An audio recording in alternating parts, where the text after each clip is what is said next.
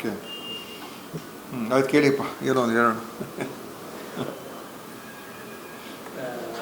ಅದೇ ಪಹಲ್ಗಾಮ್ ಘಟನೆಗೆ ಸಂಬಂಧಪಟ್ಟಂಗೆ ಕದನ ವಿರಾಮ ಏನು ಘೋಷಣೆ ಆಗಿದೆ, ಆದರೆ ಅಮೆರಿಕ ಎಂಟ್ರಿ ಆಗಿರೋದಕ್ಕೆ ಮೂರನೇ ದೇಶ ಎಂಟ್ರಿ ಆಗುವಂಥ ಅವಶ್ಯಕತೆ ಇದೆಯಾ, ಭಾರತ ಅಷ್ಟು ದುರ್ಬಲ ಆಗಿದೆಯಾ ಅನ್ನುವಂಥ ಚರ್ಚೆಗಳು, ಪ್ರಶ್ನೆಗಳು ವ್ಯಕ್ತ ಆಗ್ತಿರೋದು. ನೋಡಿ, ಮೋದಿಯವರು ಪಹಲ್ಗಾಮಿನ ದುರ್ಘಟನೆ ಆದ ನಂತರ ಭಾಳ ವೀರಾವೇಶದಿಂದ ಚುನಾವಣೆ ಪ್ರಚಾರದಲ್ಲಿ ಭಾಷಣ ಮಾಡೋದು. ಬಿಹಾರಿನ ಚುನಾವಣೆ ಪ್ರಚಾರ, ಆಲ್ ಪಾರ್ಟಿ ಮೀಟಿಂಗ್ ಕೂಡ ಬಂದಿರಲಿಲ್ಲ. ಅಂದರೆ ಅವರಿಗೆ ಆ ಪಬ್ಲಿಸಿಟಿ ಬೇಕಾಗಿತ್ತು. ಆಮೇಲೆ ಆ ವೀರಾವೇಶದ ಭಾಷಣದಲ್ಲಿ ನಾನು ಅವ್ರನ್ನೆಲ್ಲರೂ ಮಣ್ಣುಪಾಲು ಮಾಡುವವರೆಗೂ ಬಿಡೋದಿಲ್ಲ ಅಂತ ಹೇಳಿದ್ರು. ಯಾರು ಪಹಲ್ಗಾಮನ ಕೃತ್ಯಕ್ಕೆ ಅದರಲ್ಲಿ ಭಾಗಿಯಾಗಿದ್ದಾರೆ ಅವ್ರನ್ನ ಹಿಡಿದು ಹಾಕ್ತೀವಿ, ಎಲ್ಲೇ ಇದ್ದರೂ ಕೂಡ ನಾವು ಬಿಡೋದಿಲ್ಲ, ಮತ್ತು ಇದಕ್ಕೆ ಭಾಳ ದೊಡ್ಡ ಒಂದು ಸರಿಯಾದ ಕ್ರಮ ತಗೊಳ್ತೀವಿ ಅಂತ ಜನರಲ್ಲಿ ಒಂದು ಭಾಳ ಭಾವನಾತ್ಮಕವಾಗಿ ಮಾತನಾಡಿ ಅವರು ಅನೇಕ ಜನರಲ್ಲಿ ಏನೋ ಒಂದು ದೊಡ್ಡ ತೀರ್ಮಾನ ತಗೊಳುತ್ತೆ ದೇಶ ಅಂತ ಒಂದು ನಂಬಿಕೆ ಬಂದಿತ್ತು. ಇಡೀ ವಿರೋಧ ಪಕ್ಷ ಮತ್ತು ಎಲ್ಲ ನಮ್ಮ ಮುಖಂಡರುಗಳು ಎಲ್ಲರೂ ಸೇರಿ ನೀವು ದಿಟ್ಟ ನಿಲುವು ತೆಗೆದುಕೊಳ್ಬೇಕು, ನಮ್ಮ ದೇಶ ಸಹಿಸೋಕ್ಕಾಗೋದಿಲ್ಲ, ಯಾಕೆಂದರೆ ಅಲ್ಲಿ ಪ್ರವಾಸಿಗರನ್ನು ಯಾವ ರೀತಿಯಾಗಿ ಕ್ರೂರವಾಗಿ ಹತ್ಯೆ ಮಾಡಿದರೂ ಇದು ಯಾವತ್ತೂ ಕೂಡ ಇಂಥ ಘಟನೆ ಆಗಿರಲಿಲ್ಲ. ಈ ರೀತಿಯಾಗಿ ಪ್ರವಾಸಿಗರ ಮೇಲೆ ಯಾವತ್ತೂ ಕೂಡ ಜಮ್ಮು ಕಾಶ್ಮೀರಲ್ಲಿ ಭಯೋತ್ಪಾದನೆ ಘಟನೆಗಳು ಭಾಳ ವಿರಳ. ಹಿಂದಿನ 20 ವರ್ಷಕ್ಕಿಂತ ಹಿಂದೆ ಆಗ್ತಾಯಿತ್ತೇನೋ, ಆದರೆ ಇತ್ತೀಚಿನ ದಿವಸಗಳು ಇಂಥ ಘಟನೆ ಆಗಿರಲಿಲ್ಲ. ಅದಕ್ಕೆ ಇದೆಲ್ಲೋ ಒಂದು ವಿಕೋಪಕ್ಕೆ ಹೋಗಿರುವಂಥದ್ದು ನಮಗೂ ಕೂಡ ಕಾಣಿಸ್ತು. ಆದರೆ ಆಮೇಲೆ ನಂತರ ಅವರು ದಾಳಿಯನ್ನು ಮಾಡುವಂಥ ಒಂದು ತೀರ್ಮಾನ ತಗೊಂಡು ಆಪರೇಷನ್ ಸಿಂಧೂರನ್ನು ಮಾಡಿದ್ರು. ಆದರೆ ಏಕಾಏಕಿ ದಿಢೀರಾಗಿ ಅದನ್ನು ಅಮೇರಿಕ ರಾಷ್ಟ್ರಪತಿಯವರು ಕದನ ವಿರಾಮ ಅಂತ ಅವ್ರು ಘೋಷಿಸ್ತಾರೆ. ಆಮೇಲೆ ಇದರ ಎಷ್ಟು ಮಟ್ಟಿಗೆ ಪ್ರಯೋಜನ ಪಾಕಿಸ್ತಾನದವರು ಅವರು ಅದನ್ನು ಸ್ವಾಗತ ಮಾಡ್ತಾರೆ, ಅವರು ಅಲ್ಲಿಂದ ಘೋಷಣೆ ಮಾಡ್ತಾರೆ. ನಿನ್ನೆ ಪ್ರಧಾನಮಂತ್ರಿಯವರು ಭಾಷಣ ಮಾಡ್ತಾರೆ. ಅವ್ರ ಭಾಷಣದಲ್ಲಿ ಏನೋ ಪಾಕಿಸ್ತಾನದವರು ನಮ್ಮನ್ನು ಅಂಗಲಾಚಿ ಬಂದು ನಮ್ಮನ್ನು ಇದನ್ನು ಒಂದು ವಿರಾಮ ಆಗಬೇಕು ಅಂತ ಬೇಡ್ಕೊಂಡ್ರು ಅಂತ ಹೇಳ್ತಾರೆ ಭಾಷಣದಲ್ಲಿ. ನಿಜಾಂಶ ನಮಗೇನು ಗೊತ್ತಿಲ್ಲ. ಮತ್ತು ಕದನ ವಿರಾಮ ಆದ ನಂತರ ಕೂಡ ಪಾಕಿಸ್ತಾನ ನಮ್ಮ ದಾಳಿ ಮಾಡಿದ್ರು ಅವತ್ತಿನ ರಾತ್ರಿ, ಆಯಿತಾ. ಸೊ ಇವರು ಹೇಳಿಕೆಗಳು ಒಂಥರ ಇರ್ತದೆ. ಜನರಿಗೆ ಏನನ್ನು ಕೂಡ ನಿನ್ನೆ ಭಾಷಣದ ಸ್ಪಷ್ಟೀಕರಣ ಕೊಡಲಿಲ್ಲ. ಅಮೇರಿಕ ರಾಷ್ಟ್ರಪತಿ ಹೇಳಿದ ವಿಚಾರ ಅವರೇನದ್ರ ಬಗ್ಗೆ ಸ್ಪಷ್ಟೀಕರಣ ಕೊಡಲಿಲ್ಲ, ಮತ್ತು ಇದರಲ್ಲಿ ಸ್ಪಷ್ಟ ಮಾಹಿತಿಗಳು ಯಾಕೆ ಈ ಥರ ಆಯಿತು, ಏನಾಯಿತು ಅದ್ರ ಬಗ್ಗೆ ಉತ್ತರ ಕೊಡಲಿಲ್ಲ. ಕೇವಲ ಮನ್ ಕಿ ಬಾತಲ್ಲಿ ಅವರು ಭಾಷಣ ಬಿಗಿತಾರಷ್ಟೇ. ಪ್ರಧಾನಮಂತ್ರಿಗಳು ಬಂದು ಪತ್ರಕರ್ತರ ಮುಂದೆ ಪ್ರೆಸ್ ಕಾನ್ಫರೆನ್ಸ್ ಮಾಡಿ ಪ್ರಶ್ನೆಗಳು ತೆಗೆದುಕೊಂಡು ಉತ್ತರ ಕೊಡಬೇಕು.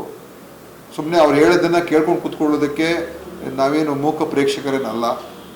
ಮತ್ತು ಪಾರ್ಲಿಮೆಂಟಲ್ಲೂ ಕೂಡ ಉತ್ತರ ಕೊಡಲ್ಲ. ಪಾರ್ಲಿಮೆಂಟಲ್ಲೂ ಕೂಡ ಬರ್ತಾರೆ, ಏನೋ ಭಾಷಣ ಮಾಡ್ತಾರೆ, ಹೋಗ್ಬಿಡ್ತಾರೆ. ಎಲ್ಲ ಥರ ರಾಜಕೀಯ ಬೆರೆಸ್ತಾರೆ. ರಾಜಕೀಯ ಬೆರೆಸೋ ಅವಶ್ಯಕತೆ ಇಲ್ಲ. ಇವತ್ತು ಜನರ ನಿರೀಕ್ಷೆನೇ ಹೆಚ್ಚು ಮಾಡಿದವರು ಇವರೇ.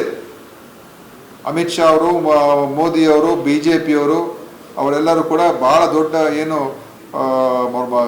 ಮಾತಾಡಿದಂತ ನೋಡಿದ್ರೆ, ಮತ್ತು ಅವ್ರ ಜೊತೆಯಲ್ಲಿ ಎಲ್ಲ TV ಮೀಡಿಯಾ ಚಾನೆಲ್ಗಳು ಬರೀ ಸುಳ್ಳು ಸುದ್ದಿಗಳನ್ನು ಅರ್ಧ ಸತ್ಯಗಳನ್ನು ತೋರಿಸ್ಕೊಂಡು, TV ಚಾನೆಲ್ಗಳಂತೂ ಯಾವುದೂ ಅದರಲ್ಲಿ ಅರ್ಧ ನಿಜನೇ ಇರಲಿಲ್ಲ, ಅದನ್ನೆಲ್ಲ ತೋರಿಸ್ಕೊಂಡು ವೈಭವೀಕರಿಸಿ ಏನೋ ನಾವು ಪಾಕಿಸ್ತಾನ ಮಟ್ಟ ಹಾಕ್ಬಿಟ್ಟು ಪಾಕಿಸ್ತಾನ ಮುಗಿಸ್ಬಿಡ್ತಾ ಇದ್ವಿ, ಲಾಹೋರ್ಗೆ ಹೋಗ್ತೀವಿ, ಕರಾಚಿಗೆ ಹೋಗ್ತಾ ಇದ್ವಿ, ಅದು ಮಾಡ್ತಾ ಇದು ಮಾಡಿ ಎಲ್ಲ ತೋರಿಸೋದು.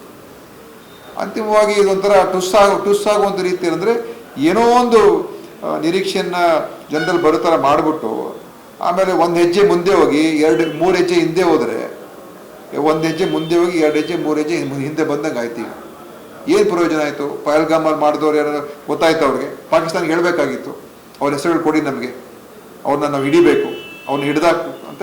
ಅದ್ರ ಬಗ್ಗೆ ಮಾಹಿತಿ ಇಲ್ಲ. ಮತ್ತು ಪಾಕಿಸ್ತಾನರು ಕೂಡ ನಮ್ಮ ಮೇಲೆ ಅವರು ದಾಳಿ ಮಾಡಿದ್ದಾರೆ, ನಾವು ಅವ್ರ ಮೇಲೆ ದಾಳಿ ಮಾಡಿದ್ದೀವಿ.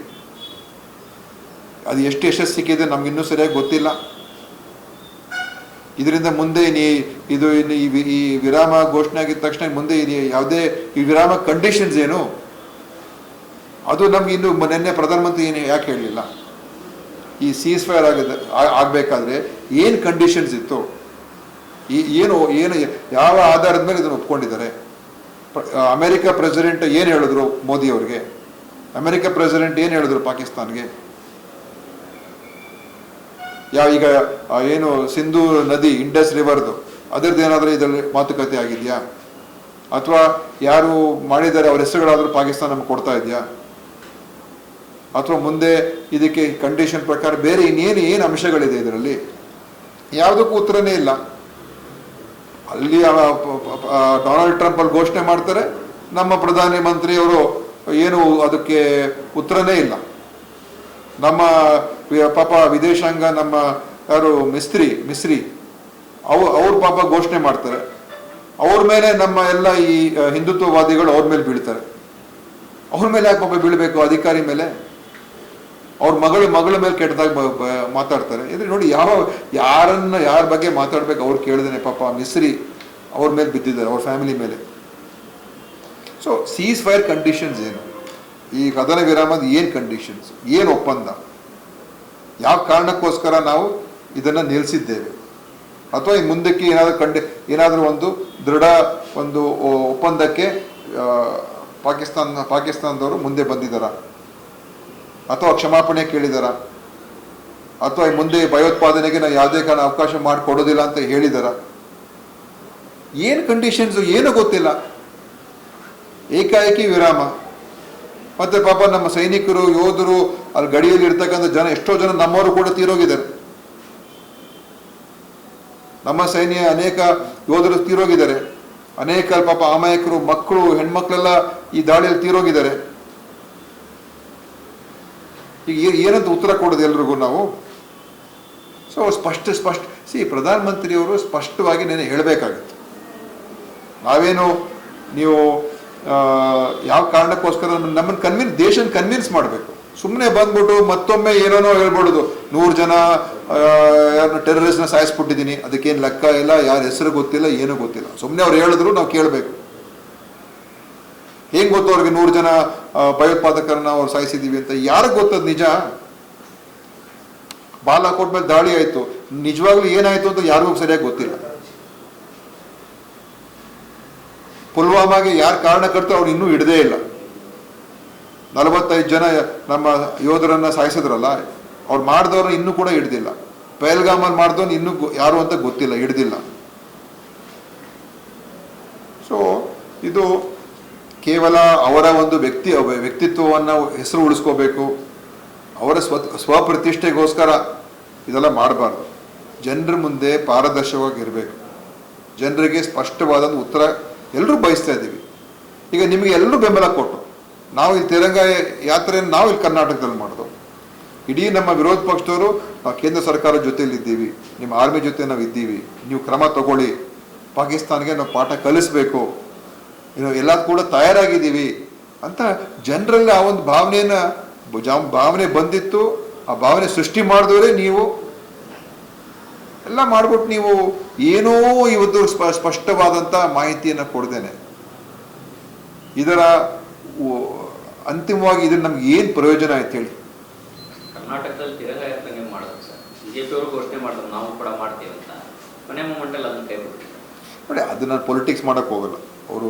ಯಾಕೆ ಮಾಡ್ಬೇಕು ಕೈ ಬಿಟ್ಟರು, ಏನಕ್ಕೆ ಮಾಡ್ತಾರೋ ಗೊತ್ತಿಲ್ಲ. ಬಹುಶಃ ಅವ್ರು ಮಾಡಬೇಕು ಅಂತ ಇದ್ರು. ಈಗ ವಿರಾಮ ಆದ್ಮೇಲೆ ಏನಂತ ಅವ್ರು ತಿರಂಗ ಯಾತ್ರೆ ಮಾಡ್ತಾರೆ? ಸೊ ಅವ್ರಿಗೆ ಕಾರಣನೇ ಇಲ್ಲ. ಈಗ ಸುಮ್ಮನೆ ಅವರು ಹಿಂದೆ ಎಲ್ಲ ನೆಹರು ಅವ್ರ ಬಗ್ಗೆ ಟೀಕೆ ಮಾಡೋದು, ಇಂದಿರಾ ಗಾಂಧಿ ಟೀಕೆ ಮಾಡೋದು, ರಾಜೀವ್ ಗಾಂಧಿನ ಟೀಕೆ ಮಾಡೋದು, ಮನಮೋಹನ್ ಸಿಂಗ್ ಟೀಕೆ ಮಾಡೋದು, ಸುಮ್ಮನೆ ಹಿಂಗೇನೆ ಎಲ್ಲ ಹಿಂದೆ ಮಾಡಿರೋರು ಎಲ್ಲರೂ ಕೂಡ ತಪ್ಪು, ಇವರೊಬ್ಬರೇ, ಮೋದಿ ಒಬ್ಬರೇ ಅಂತ ತೋರಿಸ್ಕೊಳ್ಳೋದು. ಏನು ಮಾಡಿದ್ದಾರೆ? ಅದು ಸರಿಯಲ್ಲ. ಈ ಥರ ಜನರಿಗೆ ದಾರಿ ತಪ್ಪಿಸ್ಬಾರ್ದು, ಜನರಿಗೆ ಸುಳ್ಳು ಹೇಳಬಾರ್ದು. ಒಬ್ಬ ಪ್ರಧಾನಿಯಾಗಿ ಜನರಿಗೆ ದಾರಿ ಇಂಥ ವಿಷಯದಲ್ಲಿ ಬೇರೆ ನಿಮ್ಮ ರಾಜಕೀಯ ಲಾಭಕ್ಕೋಸ್ಕರ ಬೇರೆ ಬೇರೆ ಇಶ್ಯೂಗಳನ್ನು ಉಪಯೋಗಿಸ್ಕೊಳ್ಳಿ. ನೀವು ಪ್ರತಿಯೊಂದು ಕೂಡ ಇಂಥ ಸಮಯದಲ್ಲಿ ನೀವು ಪುಲ್ವಾಮಾನ ಕೂಡ ನೀವು ನಿಮ್ಮ ಚುನಾವಣೆಗೆ ಸದ್ಬಳಕೆ ಮಾಡಿಕೊಂಡ್ರಿ. ಗೋಧ್ರಾ ಕೂಡ ನೀವು ಮುಖ್ಯಮಂತ್ರಿ ಆಗಿದ್ದಾಗ ಉಪಯೋಗಿಸ್ಕೊಂಡು ಅದನ್ನು ನೀವು ನಿಮ್ಮ ಚುನಾವಣೆ ಅನುಕೂಲ ಮಾಡಿಕೊಂಡ್ರಿ. ಪ್ರತಿಯೊಂದು ಕೂಡ ನಿಮ್ಮ ಅನುಕೂಲತೆಗೆ ಮಾಡೋಕ್ಕೆ ಹೋಗ್ಬೇಡಿ. ಇವತ್ತು ಎಲ್ಲರೂ ನಿಮ್ಮಿಂದ ಈ ವಿಷಯದಲ್ಲಂತೂ ಸತ್ಯಾಂಶ ಬಯಸ್ತೀವಿ, ನಿಜಾಂಶ ಬಯಸ್ತೀವಿ. ವಸ್ತುಸ್ಥಿತಿ ಏನು? ಪಾಕಿಸ್ತಾನ ಹೇಳ್ತಾರೆ ನಮ್ಮ 5 ಪ್ಲೇನ್ಗಳನ್ನು ಹೊಡೆದಾಕ್ತು ಅಂತ. ಇದುವರೆಗೂ ಕೂಡ ನಮ್ಮ ಕೇಂದ್ರದವರು ನಿರಾಕರಣೆ ಮಾಡಿಲ್ಲ, ಅದಾಗಿಲ್ಲ ಅಂತಲೂ ಕೂಡ ಹೇಳಿಲ್ಲ. ಅಂದರೆ ನಮ್ಮ 3 ರಫೇಲ್ನ ಹೊಡೆದಾಕೋದು ಅಂತ ಹೇಳಿದ್ರು ಪಾಕಿಸ್ತಾನದವರು ಮೊದಲೇ ದಿವಸನೇ. ಮೊನ್ನೆ ಮಾತ್ರ ಹೇಳಿದ್ರು ಇಲ್ಲ ನಮ್ಮೆಲ್ಲ ಪೈಲಟ್ಗಳು ಮಾತ್ರ ಸುರಕ್ಷಿತರಾಗಿದ್ದಾರೆ ಅಂತ ಹೇಳಿದ್ರು. ಪೈಲಟ್ ಸುರಕ್ಷಿತರಾಗಿದ್ದಾರೆ, ಪ್ಲೇನ್ ಏನಾಯಿತು? ಅಂದರೆ ಪಾಕಿಸ್ತಾನ ಪ್ಲೇನ್ಗಳು ನಮ್ಮ ಪ್ಲೇನ್ಗಳು ಹೊಡೆದಾಕಿದ್ರು ಅದಕ್ಕೆ. ಸೊ ಇದೆಲ್ಲ ನಮಗೆ ನೀವು ಸತ್ಯ ಮುಚ್ಚಾಕೋದಕ್ಕೆ ಹೋಗಬಾರ್ದು. ಯಾಕೆಂದರೆ ನನಗೆ ಕೆಟ್ಟ ಹೆಸರು ಬಂದ್ಬಿಡ್ತದೆ, ನನಗೆ ತೊಂದರೆ ಆಗಿಬಿಡ್ತದೆ. ಆ ಒಂದು ಈ ವಿಷಯದಲ್ಲಿ ನೀವು ಇಂಥ ವಿಷಯದಲ್ಲಿ ನೀವು ಮುಚ್ಚಾಕೋಕ್ಕೆ ಹೋಗಬಾರ್ದು. ಜನರಿಗೆ ಏನು ನಡೆದಿದೆ, ಏನಾಗಿದೆ ಎಲ್ಲ ಹೇಳಬೇಕು. ಈಗಾಗಲೇ ನಮ್ಮ ಪಕ್ಷದವರು ವಿಶೇಷ ಅಧಿವೇಶನ ಕರಿಬೇಕು ಅಂತ ಹೇಳಿದರೆ, ಸಂಸತ್ ಅಧಿವೇಶನವನ್ನು. ಮತ್ತು ಪ್ರಧಾನಮಂತ್ರಿಗಳು ಎಲ್ಲ ಬೇರೆ ರಾಷ್ಟ್ರಪತಿಗಳು ಹೆಂಗಿರ್ತಾರೆ, ಇವತ್ತು ಡೊನಾಲ್ಡ್ ಟ್ರಂಪ್ ಆಗಿರ್ಬೋದು, ಬ್ರಿಟಿಷಿನ ಪ್ರೈಮ್ ಮಿನಿಸ್ಟರ್ ಆಗಿರ್ಬೋದು, ಅಥವಾ ಯಾವುದೇ ಒಂದು ದೇಶದ ಪ್ರಜಾಪ್ರಭುತ್ವ ಇರುವಂಥ ದೇಶದ ಪ್ರಧಾನಮಂತ್ರಿ ಅಥವಾ ರಾಷ್ಟ್ರಪತಿ ಆಗಿರ್ಬೋದು, ಅವ್ರೇನು ಮಾಡ್ತಾರೆ ಇಂಥ ಸಮಯದಲ್ಲಿ? ಮಾಧ್ಯಮದ ಮುಂದೆ ಬರ್ತಾರೆ, ಪ್ರಶ್ನೆಗಳು ತಗೊಳ್ತಾರೆ, ಉತ್ತರ ಕೊಡ್ತಾರೆ, ಪ್ರೆಸ್ ಕಾನ್ಫರೆನ್ಸ್ ಮಾಡ್ತಾರೆ. ಒಂದು ಪತ್ರಿಕಾಗೋಷ್ಠಿ ಆದರೂ ಕರೀಲಿ ಪ್ರಧಾನಮಂತ್ರಿಯವರು. ಸುಮ್ಮನೆ ಟಿ ವಿ ಚಾನೆಲ್ಗಳನ್ನು ಅವ್ರ ಪ್ರೊಪಗ್ಯಾಂಡ ಉಪಯೋಗಿಸ್ಕೊಳ್ಳೋದಕ್ಕೆ ಟಿ ವಿ ಚಾನೆಲ್ಗಳನ್ನ ಉಪಯೋಗಿಸ್ಕೊಂಡು ಎಲ್ಲ ತಪ್ಪು ಸುದ್ದಿಗಳನ್ನ ಟಿ ವಿ ಚಾನೆಲ್ ಮುಖಾಂತರ ಹಾಕ್ಸೋದು. ಈಗ ಟಿ ವಿ ಚಾನೆಲ್ಗಳು ಏನು ಮಾಡ್ತಾವ್ರೆ? ಏನಾದರೂ ಒಬ್ಬರಾದ್ರೂ ಪ್ರಶ್ನೆ ಮಾಡ್ತಾ ಇದ್ದಾರ? ಏನು ಅವರೆಲ್ಲ ತೋರಿಸಿದ್ದು ವಿಡಿಯೋಗಳು ಎಲ್ಲ ಸುಮಾರದಲ್ಲಿ ಫೇಕ್ ವಿಡಿಯೋಗಳೇ ತೋರಿಸಿದ್ದಾರೆ. ನಮ್ಮ ಟಿ ವಿ ಚಾನೆಲ್ಗಳು ಕೂಡ ಸುಮಾರು ಫೇಕ್ ವಿಡಿಯೋಗಳು ತೋರಿಸಿದ್ದಾರೆ. ಪಾಕಿಸ್ತಾನ ಕೂಡ ಅವರು ಅದೇ ಮಾಡಿರೋದು, ನಮ್ಮ ಟಿ ವಿ ಚಾನೆಲ್ಗಳು ಅದೇ ಮಾಡಿದ್ದಾರೆ. ಎಷ್ಟೋ ಮಾಡಿದ್ದಾರೆ ಹಂಗೆ. ಪುಲ್ವಾಮಾ ಘಟನೆ ರಾಜಕೀಯ ಕಾರಣಕ್ಕೆ ಬಳಸ್ಕೊಂಡಿದ್ದಾರೆ ಅಂತ ಹೇಳ್ತಾರೆ. ಹಾಗಾದ್ರೆ ಪಹಲ್ಗಾಮ್ ಘಟನೆಯನ್ನು ಕೂಡ ರಾಜಕೀಯ ಕಾರಣ? ಹೌದು, ಅದಕ್ಕೋಸ್ಕರ ಅವ್ರು ಬಿಹಾರ್ ಚುನಾವಣೆ ಪ್ರಚಾರಕ್ಕೆ ಹೋದ್ರು. ಇಲ್ದೋ ಇಂಥ ಘಟನೆ ಆದಾಗ ದೆಹಲಿಯಲ್ಲಿ ಕೂತ್ಕೋಬೇಕಾಗಿತ್ತು, ಅದು ಕ್ಯಾನ್ಸಲ್ ಮಾಡಬೇಕಾಗಿತ್ತು, ಆಲ್ ಪಾರ್ಟಿ ಮೀಟಿಂಗ್ ಅಟೆಂಡ್ ಮಾಡಬೇಕಾಗಿತ್ತು. ಅವ್ರಿಗೆ ಇದನ್ನು ಒಂದು ರೀತಿ ಅವರ ಒಂದು ಮೋದಿ ಬಹಳ ಪರಾಕ್ರಮಿ, ಬಹಳ ಗಟ್ಟಿ ಮನುಷ್ಯ, ಏನು ಹೇಳ್ತಾ ಇದ್ದಾರೆ, ಜಮ್ಮು ಕಾಶ್ಮೀರಲ್ಲಿ ಏನು ಸಮಸ್ಯೆ ಇಲ್ಲ ಅಂತ ಹೇಳ್ತಾ ಇದ್ದಾರೆ. ಈಗ ಏನು ಸಮಸ್ಯೆ ಇಲ್ಲ ಅಂತ ಹೆಂಗೆ ಹೇಳ್ತೀರಾ ನೀವೀಗ? ಶಾಂತ ಆಗೋಗಿದೆ ಜಮ್ಮು ಕಾಶ್ಮೀರು, ಎಲ್ಲ ಚೆನ್ನಾಗಿದೆ ಈಗ. ಸೊ ಇದೆಲ್ಲ ಜನರಿಗೆ ಅನಾವಶ್ಯಕವಾಗಿ ನೀವು ಅವ್ರಿಗೆ ತಪ್ಪು ದಾರಿಗೆ ಎಳಿಬಾರ್ದು ಇಂಥ ಸೂಕ್ಷ್ಮ ವಿಚಾರಗಳಲ್ಲಿ. ಇದು ರಾಷ್ಟ್ರದ ಭದ್ರತೆ, ರಾಷ್ಟ್ರದ ಐಕ್ಯತೆ, ನಮ್ಮ ಸಮಗ್ರತೆ ಬಗ್ಗೆ ನಾವಿದು ಇರುವಂಥದ್ದು.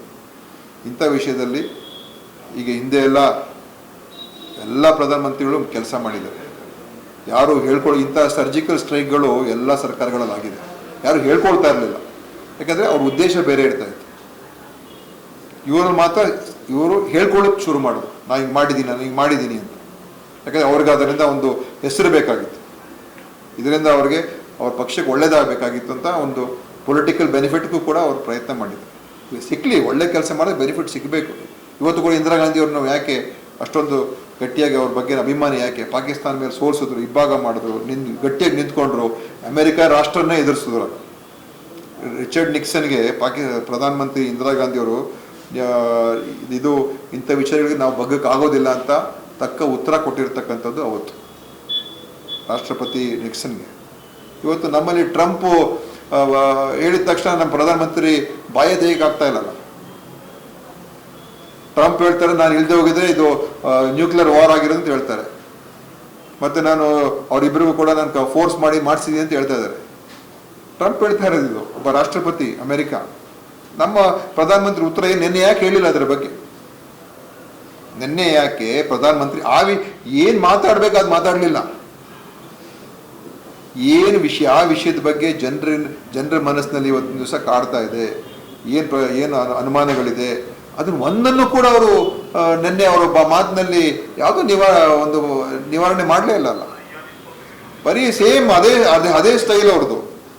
ಎಷ್ಟೊಂದು ಸುಳ್ಳು ಹೇಳ್ತೀರಾ ನೀವು, ಎಷ್ಟೊಂದು ಜನರ ದಾರಿ ತಪ್ಪಿಸ್ತೀರಾ. ಓಕೆ,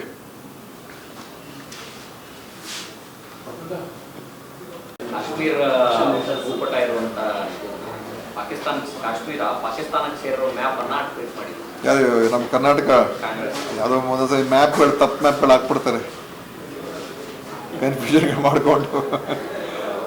ಸಿಕ್ಕಾಪಟ್ಟೆ ಏರ್ಪಾಟ್ ಆಗ್ತಾ ಇದೆ. ಮೊನ್ನೆ ಲಾಸ್ಟ್ ಟೈಮು ಒಂದು ಹೌದು ಮಾಡಬಾರ್ದು, ಅವೆಲ್ಲ ನೋಡ್ಕೊಂಡು ಮಾಡಬೇಕಪ್ಪ. ಏನು ಅಷ್ಟು ಓಕೆ. ಸನ್ನಿವೇಶಗಳು ಬಹಳ ಮುಖ್ಯ. ಸಂದರ್ಭ ಹೌದೌದು, ಸನ್ನಿವೇಶ ಭಾಳ ಮುಖ್ಯ, ಕೇರ್ಫುಲ್ ಆಗಿರ್ಬೇಕು. ಉದ್ದೇಶಗಳು ಏನಿರಬೇಕು. ಹೌದು, ಯಾರು ಉದ್ದೇಶ ಏನು ಯಾರು ಪ್ರಶ್ನೆ ಮಾಡಲ್ಲ, ಆದರೆ ಅದನ್ನು ಸಣ್ಣ ಸಣ್ಣ ತಪ್ಪುಗಳು ದೊಡ್ಡದಾಗ್ತವೆ. CM ಅವ್ರದ್ದು ಹಂಗೆ ಆಯ್ತು. ಉದ್ದೇಶ ಹೆಚ್ಚಿನ ವಿಡಿಯೋಗಳಿಗೆ ಪ್ರತಿಧ್ವನಿ ಯೂಟ್ಯೂಬ್ ಚಾನೆಲ್ ಸಬ್ಸ್ಕ್ರೈಬ್ ಮಾಡಿ, ಬೆಲ್ ಐಕಾನ್ ಕ್ಲಿಕ್ ಮಾಡಿ.